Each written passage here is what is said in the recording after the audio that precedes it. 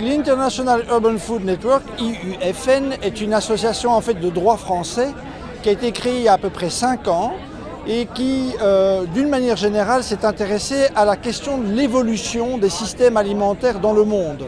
Le constat, qui est un constat qui est partagé par d'autres, c'est que les systèmes alimentaires aujourd'hui, en fait, sont dans une course folle qui ne leur permettrait pas de répondre aux objectifs qu'ils se donnent. Donc on consomme beaucoup trop de nourriture, on produit beaucoup de nourriture, mais on en gaspille aussi énormément. On a pourtant dans le monde des problèmes de pauvreté qui restent absolument prégnants et en même temps une deuxième maladie dans nos sociétés qui est l'obésité, qui est en fait la résultante d'une façon de consommer qui est, je qualifierais de maladive et qui produit des problèmes importants dans la société et des coûts très importants aussi.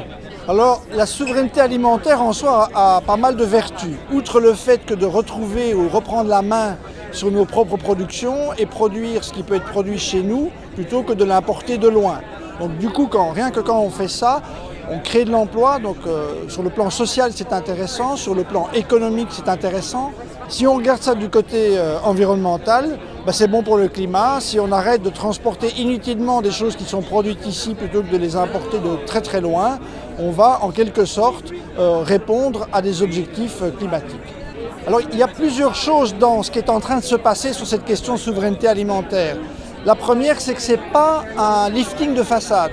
Ce n'est pas juste une adaptation, un changement de système. On dit dans le jargon, c'est un changement de paradigme.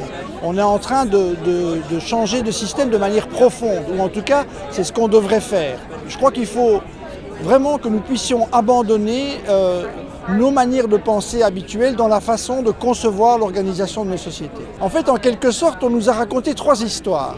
On a parlé de 3 scénarios possibles.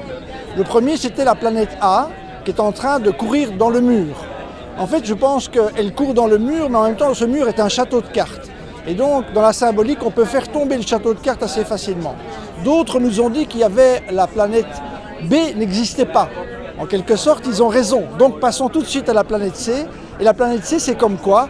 Coopération, collaboration et peut-être autre chose que la compétition, c'est la coopétition.